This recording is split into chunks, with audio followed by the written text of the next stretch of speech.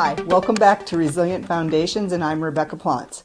When we talk about leadership, one of the things I think is the most underrated is the importance of role clarity in driving high-performance teams and dealing with high-stakes situations. This is because role clarity helps teams really focus and be right in line with who does what, when they're going to do it, and how they're going to do it, and not step on each other's toes. Most people don't really think about role clarity because they think about job descriptions. And I'm not talking about job descriptions that even might have been written a year or two or three or four or even longer ago. We're talking about really three kinds of role clarity. One is, yes, the macro concept of what is a person's role in the larger picture, in the team, in the organization overall. That points more closely at a job description, for example. But when you don't have good role clarity on the day-to-day, even operational pieces, can I clearly state on this project what is my specific responsibility versus someone else's responsibility, or in a high-stakes situation, what I have to get done very quickly versus what someone else has to get done? Teams run into friction. And when teams run into friction, they stall out, they have arguments, collaboration is usually low.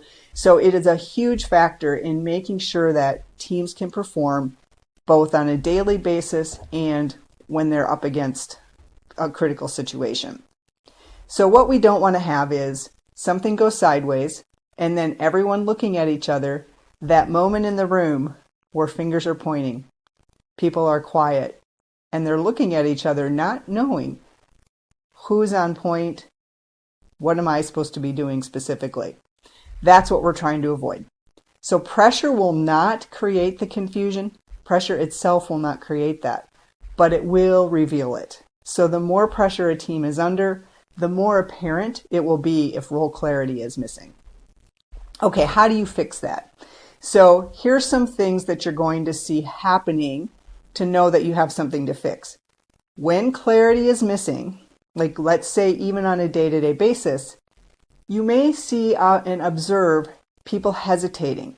When you're saying we need to get this specific thing done, then people are looking around. They're hesitating. They don't know if they're supposed to do it or someone else is supposed to do it. Maybe it's even another team's responsibility. People may express frustration that they're duplicating effort. I thought I was doing that. Well, no, I thought I was doing that. They may argue instead of acting. Finger pointing might be common. They may firefight instead of lead because someone wasn't actually on point. They thought they were, and suddenly they have to do something very, very quickly in a rush. Frustration is going to be something you'll hear.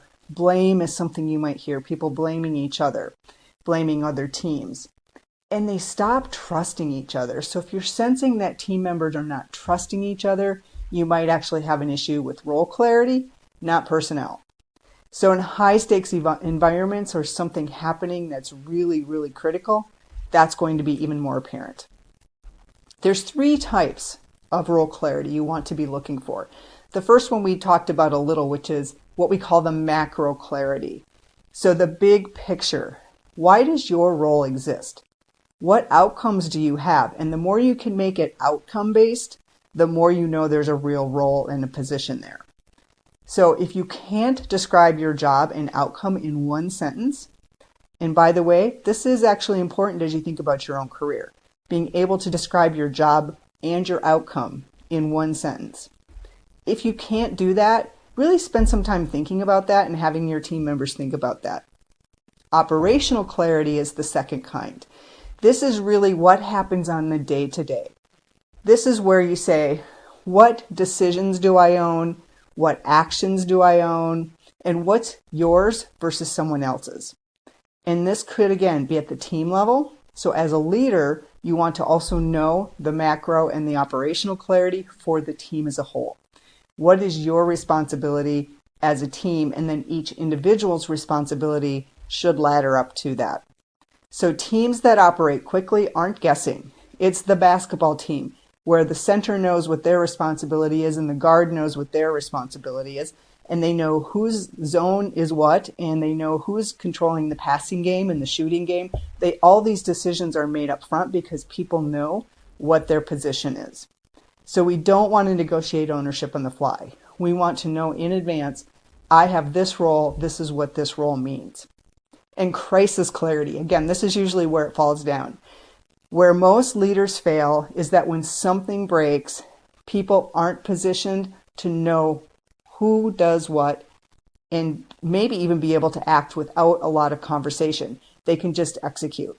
Now, this usually requires some kind of a framework and playbooks that you want to have around big decisions. By the way, role clarity goes all the way up to the executive suite, especially in a crisis. So at the end of the day, you want to say which person, let's take a ransomware event, which executive is ultimately accountable for driving the decision as to whether to pay the ransom or not. There may be many key stakeholder executives in that conversation and potentially even a board of directors. So you might say, well, the finance person could drive that, the COO could drive that, the CFO could drive it, the COO could drive it, your CTO could drive it. Who actually needs to drive that decision and who is the ultimate approver? In some companies, the board may actually have to make that approval versus the CEO or the president. So you want to know, how do I actually have one single person driving it and approving it? Now, you'll have a lot of stakeholders in that conversation, but you need a lot of clarity on whose role is it to drive a decision about whether we're going to pay a ransom in a ransomware event or not, because your CISO could even drive that.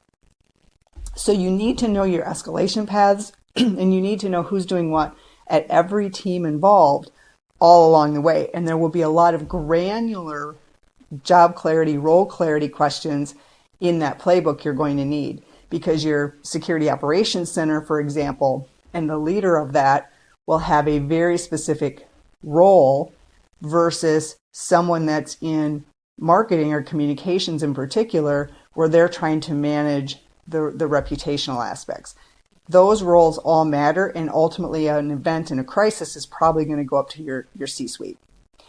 So, symptoms, again, of confusion. You have things stalling out for unexplained reasons. People keep bringing the same issue back to you. You have constant questions about who's doing what, and those conversations between team members and teams themselves may be repeated. You have leaders doing the team's work. So balls are getting dropped and the leader's having to pick up the slack because there was not role clarity around whose responsibility something was, and you're at the last minute and the leader actually has to do the work. People are overloaded. No one's really able to explain why. That's probably because you have people duplicating effort, or they're having to do things in a rush because there wasn't clarity about who was doing it and something becomes due. And there might be finger pointing or defensiveness, as we've discussed before, that become much more frequent. So looking for those kinds of symptoms and then asking yourself, do we have the three types of clarity we need? Macro clarity, operational clarity. That second one's going to be the most common that you need to think about, and crisis clarity. Things go sideways, things are falling apart. We need to be able to act without a lot of back and forth on who's doing what. All right, if you're seeing any of those things, it is time to reset. So how do you do the reset? Well, firstly, get a system in place that is called what I call a RACI or a DACI. This is a model that says I have an R or a D. Same, think of them as interchangeable, depends on which model you want to use. The R or the D is the responsible or the driver. I personally prefer driver because it seems like a more clear role. And there is one driver of an overarching thread of work. And it could be down to the task. So you might say this person is a driver of this specific task, or it could be a work stream. This person is the driver of the work stream. So you could have sub-DACIs inside of an overarching DACI. And it could, again, ladder all the way up to the C-suite to say, I have the CISO driving the decision on whether to pay the ransom or not in a ransomware event.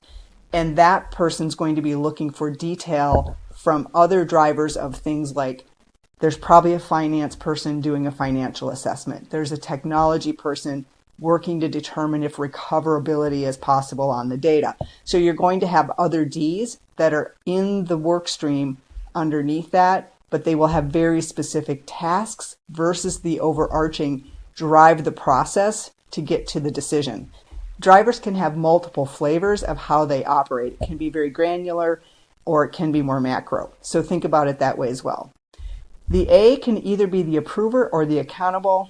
Again, I prefer the approver, which is really that single owner that gets the final say. This is the final approver who's ultimately accountable for that decision. And usually that person is a leader of the D. That's a common model.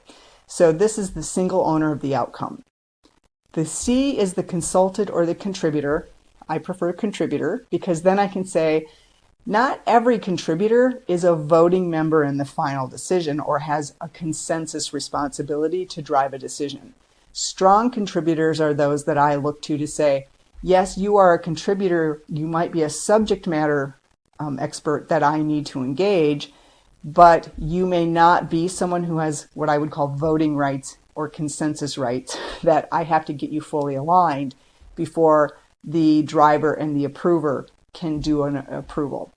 So consulted and contributors, they are people involved because they have some type of stake in the ultimate outcome. Maybe they're people who have to execute.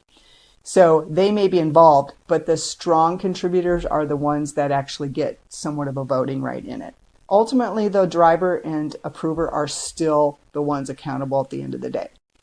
Informed, that's your I. The informed, those are folks that just need to know something's happening because maybe they have some impact or downstream impact from something, but they are just being informed so that they are not surprised that something is happening or something is being done. So when you actually look at your DACI, and by the way, you want to review these pretty frequently. Org changes happen and organizational structures change pretty fluidly nowadays. And so revisiting these pretty frequently will help keep those in line. And when you have these, you have much faster decision making, you have much faster execution, and you have a lot less politics in getting things done, whether it's your day-to-day operations or crisis level events. Now, what else can you do on a daily basis, on a weekly basis? You don't want to leave role clarity to just every time you think about it, maybe once a quarter or once a year. What you can do on a daily basis with your own teams when you're a leader is you can say, hey, on a daily basis in my stand-up, who's got the ball? Where is that ball going down the field? What's the next step? Where do we need alignment? What's mine? What's yours? That's really your daily stand-up or your daily scrum type of activity. It's usually very granular in just executing your operations. One sentence role definitions. Asking your team members, tell me in a sentence what your role is in this project or what your role is in this team or what your role is in this specific activity. And then you can say, hey, if you can't say that in a sentence, then let's refine that. Let's work together on what it really should be. What's the right answer to that? And then make sure you have alignment with the people who are impacted. Let's say you have a team member that might be overperforming. They're covering too much ground because it's really not your team's responsibility. That happens pretty organically in companies where someone had the role and they just never gave it up. And maybe it's time to reassess because org structures have changed and just the function may have changed. So maybe they shouldn't be doing that anymore and working on things that are more value add. When you have that situation, then this gives you a great opportunity to help them also reset because they're probably overworking if that's happening and they will probably appreciate it. So be thinking about the one sentence role definitions in context of projects, teams, activities generally. Now you want your crisis role cards as we've talked about. So in your playbook, who leads, who communicates, who fixes and executes, who approves, and you might have multiple tracks where you have the DACI in place for the driver of that track and that work stream, the approver of that, and all the contributors that you need as well as the informed parties. And then on a weekly basis when you're meeting with teams, you can say, where do you have a lack of clarity right now? What seems confusing to you? Where do you think we're doing things as a team? And just have that open conversation. Like, where do you think you're stepping into somebody else's or some other team's role that really should be theirs? And let's just hash it out, because then you have a takeaway to go say stop, start, continue on what roles people are carrying and whether that is rational or not, and where you may be able to help streamline role clarity. So this is where I think role clarity is so important, and it really, to me, is one of the cheapest and fastest ways that you can bring your team to a higher level of performance. People work to what they understand, and if they are not performing, it could just be they don't really understand their specific role, their specific job in that, an outcome in the team or in the organization. And getting clarity on that really helps them step up to the plate, swing the bat, and know what outcome and success looks like. So this week, take the challenge, run the audit with your team, and just get started. It's just a conversation, and then figuring out how to help the team once you have the conversation. Until next time, lead steady, lead with clarity, and lead with a foundation that won't crack under pressure. Help your team be high performers that you know they can be. Thanks for joining. We'll see you next time.